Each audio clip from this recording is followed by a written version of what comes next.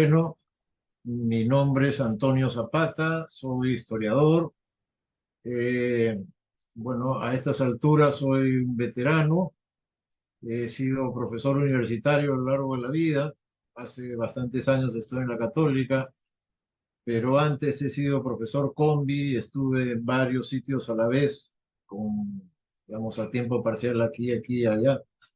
Y entonces, siempre he enseñado, ¿no? En las universidades y obtuve un doctorado en la Universidad de Columbia en Nueva York hace muchos años. Y bueno, también he escrito varios libros porque me gusta escribir y he hecho algo de política a lo largo de la vida, desde que era estudiante universitario. Siempre he estado vinculado a grupos de izquierda y bueno, de alguna manera sigo la actualidad política, tengo una columna en La República y eso. Perfecto, muchas gracias, Antonio. Y para iniciar me gustaría conversar un poquito sobre la CBR, ¿no? Sabemos que en este año 2023 se cumplen los 20 años de la presentación del informe final de la Comisión de la Verdad y Reconciliación, y ante este evento me gustaría preguntarle qué reflexiones o críticas nos deja este evento, ¿no? ¿Qué reflexiones o críticas nos deja específicamente la CBR? Bueno, mira, fue un trabajo monumental y fue fruto de un compromiso inusual del Estado peruano con los más pobres, con los olvidados, con los perdedores de siempre. Y bueno, por circunstancias políticas, el Estado se comprometió con ellos y le encargó a un grupo de gente encabezado por Lerner que ejecute. Y el trabajo fue monumental, bastante bien hecho, serio, responsable, y llegó a conclusiones dolorosas. Porque ni modo, veníamos de una tragedia y las tragedias pues son mucho dolor, ¿no? Mucho sufrimiento. Entonces, el trabajo expresó ese sufrimiento y en ese sentido pues es un punto muy alto de lo que es inusual, ¿no? El compromiso del Estado peruano con los pobres del país, con los humildes del país. Bueno, en ese sentido es un trabajo muy bueno, bastante bien hecho, como digo, y con un argumento principal, ¿no? Que cruza la recopilación de más de 18.000 testimonios, pero cruzados por un argumento principal que le da pues sentido al mensaje. Mm, Perfecto. Y ya conversando un poco más acerca de su trabajo de manera específica, bueno, y vinculándolo con la CBR, sabemos que esta señala el conflicto armado interno como uno de los periodos más álgidos de la violencia política en el Perú. En su opinión, ¿esta afirmación es correcta? ¿O cómo ve usted la violencia política? Sí, es correcta, ¿no? O sea, en el siglo XX hemos tenido tres ciclos de violencia política y de los tres, el más pronunciado, ¿no? El más atroz, si quieres, es el que corresponde a Sendero, ¿no? El llamado conflicto armado interno. Habíamos tenido primero un ciclo de violencia vinculado al APRA, que, bueno, incluye el asesinato de un presidente, también incluye el asesinato del director del comercio y su esposa, entre otras cosas, ¿no? Y de parte del Estado, una respuesta también, pues, tremenda, ¿no? En el sentido de apristas asesinados aquí y allá, persecución de muchos años, en fin, violencia fuerte de un lado y del otro marcan el APRA de los 30 y esto se va calmando en los 40, pero no del todo porque en los 40 hay una insurrección grande, ¿no? En el Callao. Entonces, por lo menos 20 años, ¿no? Que dura la periodo de violencia vinculado al APRA. Y luego están las guerrillas de los años 60, ¿no? Que aunque rápidamente derrotadas, porque fueron rápidamente derrotadas, ¿no? En 6 meses, 7 meses, y el Ejército de Liberación Nacional algo menos incluso. Entonces, rápidamente derrotadas, pero corresponden a otro ciclo, ¿no? El ciclo de las guerrillas, de inspiración castrista, la expansión de la Revolución Cubana por diversos países de América Latina, porque no fue un problema peruano, ¿no? Sino general de América Latina. Entonces hay otro ciclo segundo de las guerrillas y el de Sendero es el tercero. Ahora, por su profundidad, por el grado de destrucción que generó, por el nivel de enemistades que creó, el de Sendero, pues, es el más profundo, el más grave, porque fíjate tú, los apristas que estarían en segundo lugar, al fin y al cabo se reincorporaron pues, a la sociedad política, ¿no? O sea, hubo un mecanismo de reconciliación, al fin y al cabo, mientras que con Sendero nadie ha querido reconciliarse porque ni la sociedad civil ni el Estado lo ven con buenos ojos, ¿no? Claro. Y, y conversando también sobre su trabajo como historiador, ¿cuál ha sido su experiencia investigando el conflicto armado interno?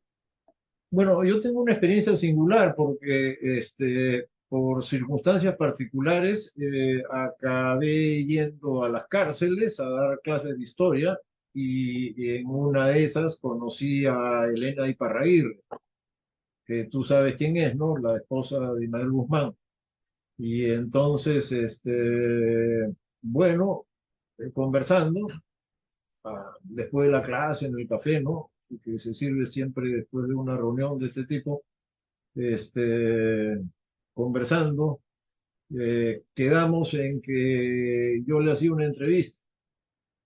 Y entonces, durante varios años, un par de años, no todos los domingos, por supuesto, ¿no? Pero bastantes.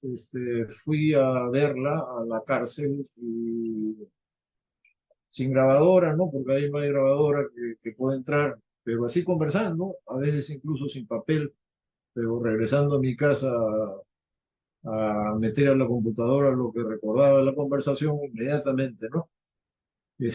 Así fui levantando un testimonio. Y en este caso es el testimonio no pues de las víctimas, ¿no? Que es el que recogió la CBR, como digo, más de 18.000 víctimas hablaron para la CBR, pero yo recogí un testimonio que es el de el mando senderista, cómo el mando senderista veía las cosas, ¿no? En un afán de presentarlo no de una manera como elogiosa, lo que hice como estudio fue estudiar el documento que sacó el ejército.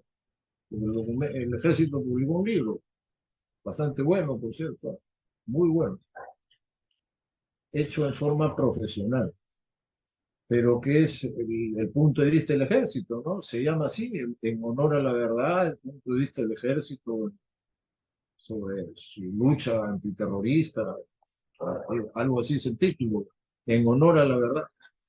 Y bueno, la Marina también tenía un texto y luego la policía, ¿no? Porque Benedicto Jiménez había escrito 2 tomos.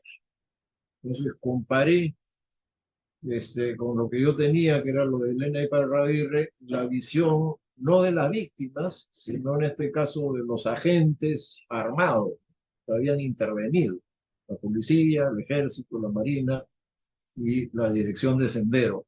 Entonces traté de hacer una comparación, ya no desde las víctimas, como digo, que es lo que ha hecho la CBR, sino una comparación desde los agentes armados involucrados. Y diría que conocer de primera mano las experiencias senderistas impactó en su perspectiva de este periodo. Sí, porque uno generalmente tiene rechazo, yo tenía rechazo, yo había sido muy amigo de Marilena Moyano, ella es de mi generación, habíamos trabajado juntos en Villa El Salvador, yo había estado comprometido de joven con la experiencia de Villa El Salvador y entonces era muy amigo de Marilena, entonces, bueno, les tenía un rechazo brutal, ¿no? Entonces, la verdad es que sí me hizo pensar en otras variables. ¿Y qué tipo de variables más o menos surgieron, no? ¿Cuáles fueron los hallazgos, digamos, más importantes e interesantes al conversar con esas figuras, de las que usualmente no se recoge sus voces, ¿no? Durante el conflicto. Bueno, este,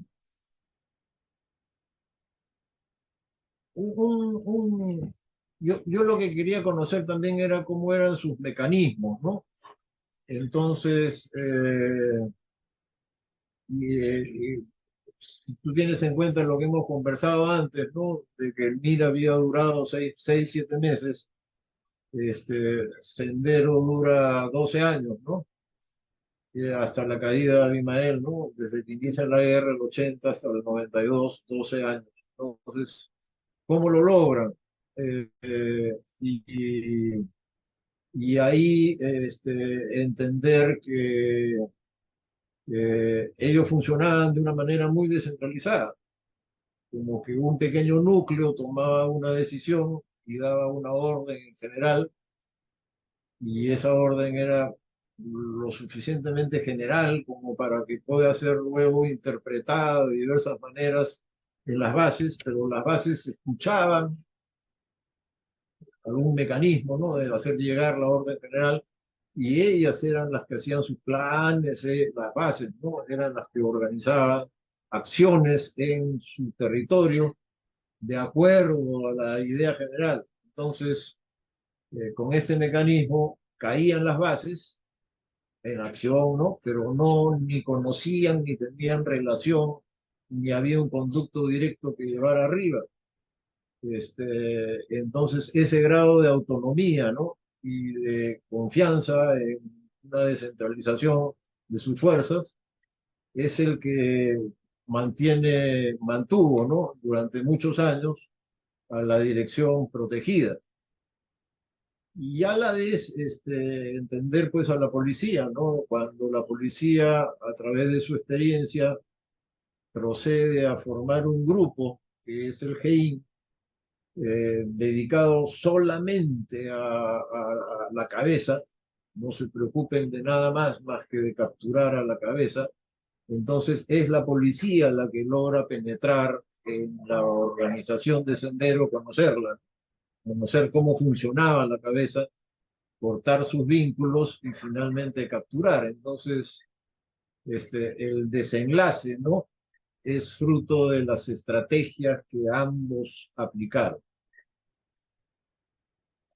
Y claro, usted nos comenta que ha tenido, digamos, una aproximación diferente en algún sentido al estudio del conflicto armado, ¿no? Em, y también ha realizado diversas investigaciones al respecto. ¿Cuál sería su perspectiva sobre la investigación académica que se ha realizado en general en relación al conflicto armado? Bueno, desde la CBR aquí han pasado pues 20 años, y en ese lapso ha habido mucha investigación, la mayor parte de la cual ha estado concentrada en temas de memoria, así como la CBR había arrancado, ¿no? Entrevistando 18.000 personas. Luego se ha profundizado, ¿no? En el concepto de memoria, que tampoco es un concepto peruano, ¿no? Es un concepto que se usa en general en diversos países para interpretar procesos similares, ¿no? La Argentina con lo de la guerra sucia, etcétera. El concepto de memoria se emplea también para interpretar, ¿no?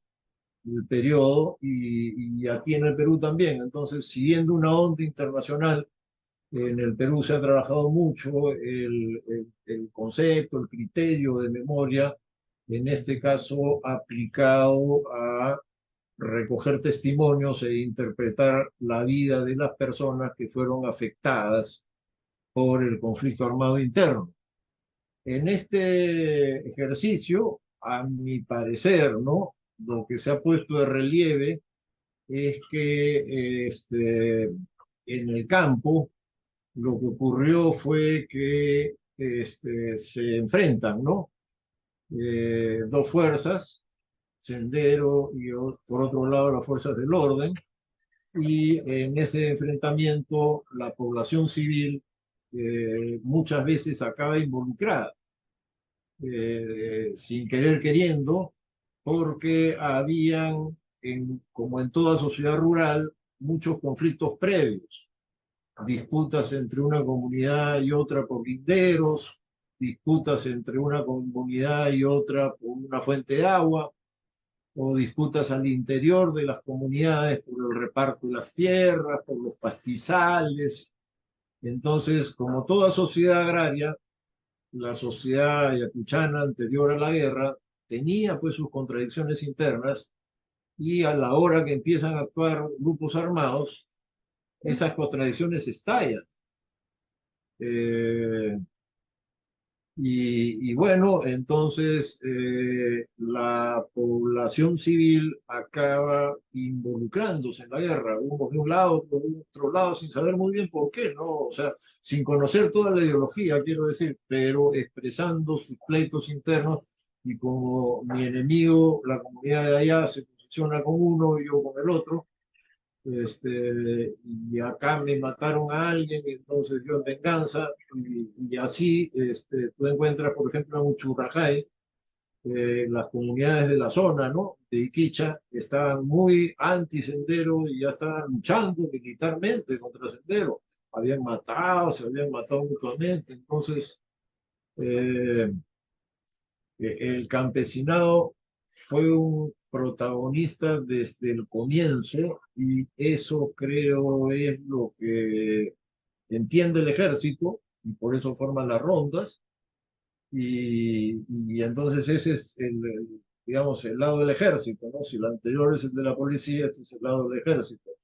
El ejército entiende en cierto momento que en el mundo campesino hay muchas contradicciones, que hay quienes se posicionan espontáneamente, ¿no?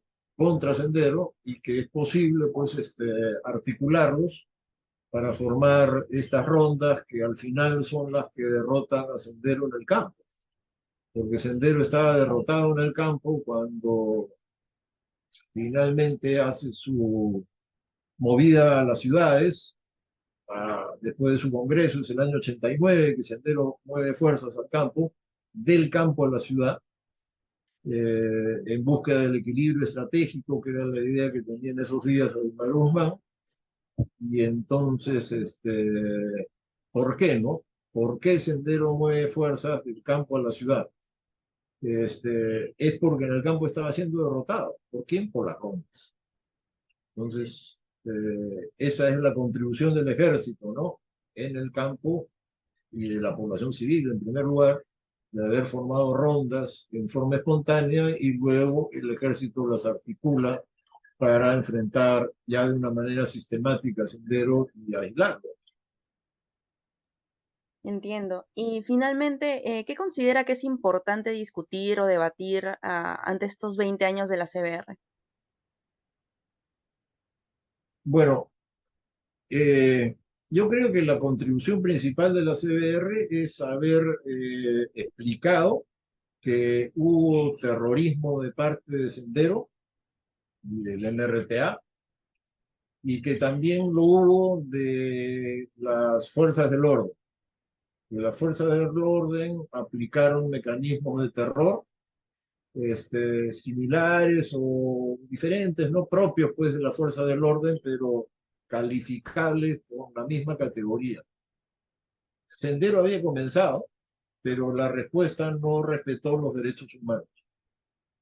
Y eso obliga a tener una posición diferenciada, en el sentido de tener una posición moral, donde se rechaza el terrorismo, se rechaza la violencia, venga de donde venga, y obliga, por lo tanto, entonces a forjar una opinión propia que no consiste en decir que las Fuerzas Armadas fueron los salvadores, que no consiste pues en cantarle glorias a las Fuerzas Armadas, sino, bueno, tienen su sitio en la historia nacional, pero sepan bien que tienen que respetar pues, los derechos humanos, cosa que no hicieron en el transcurso de la guerra interna. Entonces, la interpretación de la CBR, ¿no? Trae un mensaje moral y ese mensaje moral implica una responsabilidad política, implica la responsabilidad de construir una posición independiente en función a los derechos humanos, en función a la gente, a las víctimas y en rechazo a que cualquier perpetrador entienda que puede abusar. Esa postura moral y su implicancia política creo que tiene en el Perú mucho camino, porque las cosas van en sentido contrario y más bien se trata de defender esa postura y apostar por ella en el largo plazo. Perfecto, muchas gracias Antonio por esta conversación, ha sido bastante interesante. Tengo un par de preguntas ya un poco más personales tal vez, de curiosidad. ¿Cuál cree que es el rol de las ciencias sociales en esta idea que nos comparte ahora finalizando, ¿no? En este rol ético, digamos, y en ponerle límites, digamos, a las respuestas del Estado ante movilizaciones, ante la población, ante grupos organizados? ¿Cómo podrían contribuir a ello las ciencias sociales y los investigadores en general? Con un poco más de compromiso, en el sentido que entiendo, ¿no? No hay muchos vasos comunicantes entre la vida cotidiana de la gente de pueblo y los científicos sociales. Los científicos sociales estudian los movimientos un poco como desde el laboratorio, ¿no?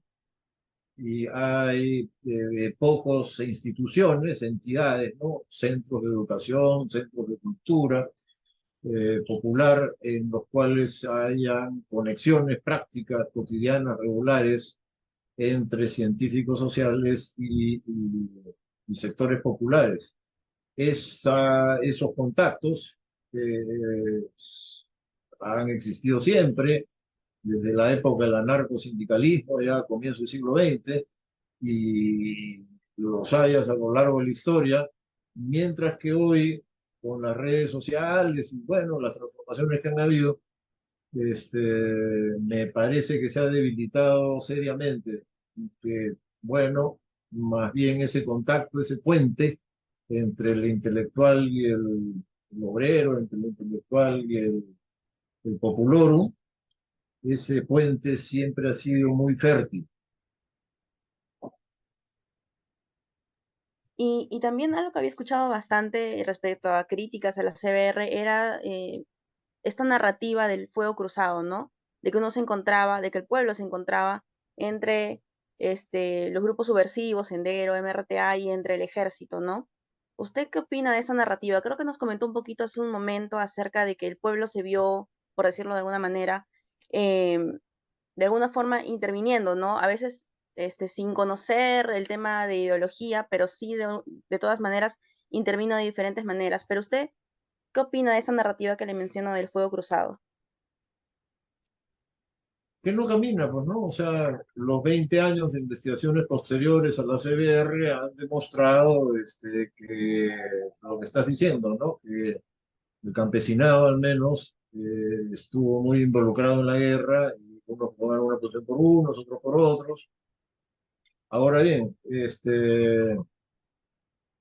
con una capacidad elevada de perdón, porque a diferencia de Colombia y de otras experiencias, cuando ha habido paz, o cuando ha terminado, en las aldeas campesinas, en las comunidades, la gente se ha reencontrado.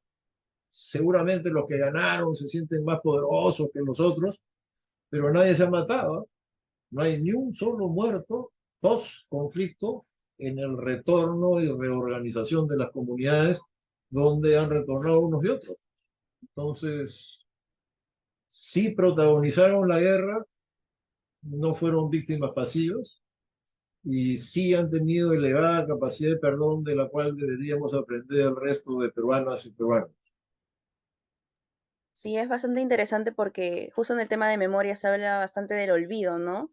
Y es como, tal vez hubieron protagonistas también, personas que participaron dentro de un pueblo, pero cuando acaba el conflicto y se separa a los culpables, aparentemente, se trata de ignorar, ¿no? Que tal vez ciertas personas participaron como parte de este nuevo proceso de reconciliación. Entonces, hay una parte, por lo menos eso creo, de olvido para poder volver a los cimientos de la población, ¿no? Y la sociedad que creo que por lo menos a manera general no se ha logrado, ¿no? En todo el Perú, pero sí en ciertas comunidades, como usted menciona. Bueno, eso sería por mi parte. No sé si mis compañeros quieren agregar alguna pregunta No, o todo todo muy correcto. bien, la verdad. No sé si hicimos grabando, pero muchas gracias de verdad por la entrevista, estuvo muy interesante y justamente Ya, era un poco gracias a lo que ustedes, buscaba poder este, compartir, por su ¿no? interés y por las preguntas también, ¿no? Que al fin y al cabo, si una entrevista sale bien, no es porque uno hable, sino porque hacen preguntas correctas. Gracias por ello, Lucía. Muchas gracias, Antonio. Y un Chao. gusto también conversar con usted. Hasta luego. Hasta Un la gusto. próxima. Bien, Muchas gracias. gracias.